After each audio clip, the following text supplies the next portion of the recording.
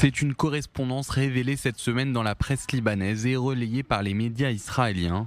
Une lettre écrite par Yahya Sinwar et adressée à Hassan Nasrallah. Le chef du Hamas y exprime sa reconnaissance envers son homologue du Hezbollah pour son soutien depuis les massacres du 7 octobre. Yahya Sinwar fait également une promesse au chef du Hezbollah. Les convois bénis de martyrs augmenteront en force et en puissance pour affronter l'occupation nazie sioniste. La date de l'envoi de cette lettre n'est pas publiée, mais elle intervient après des affirmations de Yoav Gallant selon lesquelles le Hamas n'existerait plus en tant que formation militaire. Malgré cette déclaration du ministre israélien de la Défense, Yahya Sinwar est certain de pouvoir continuer le combat et le promet à Hassan Nasrallah.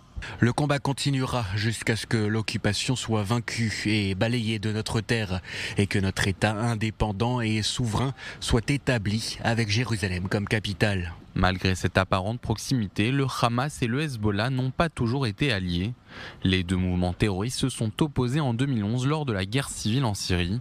Le Hamas a soutenu l'opposition syrienne quand de son côté le Hezbollah a prêté main forte au régime de Bachar el-Assad. Le Hamas s'est alors rapproché de l'Iran lors de la fin du conflit syrien.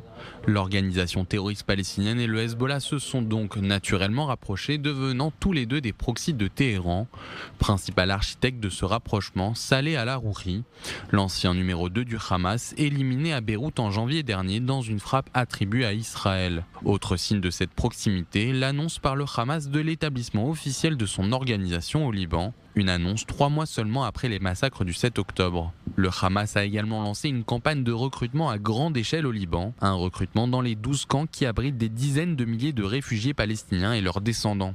En Israël, comme au sein du gouvernement libanais, on craint que le Hamas, en prévision d'une destruction de ses capacités militaires à Gaza, utilise le Liban comme nouvelle base pour poursuivre sa lutte armée contre Jérusalem. Exemple concret ce mercredi, l'organisation terroriste palestinienne a tiré un barrage d'une trentaine de roquettes depuis le sud Liban vers le nord d'Israël.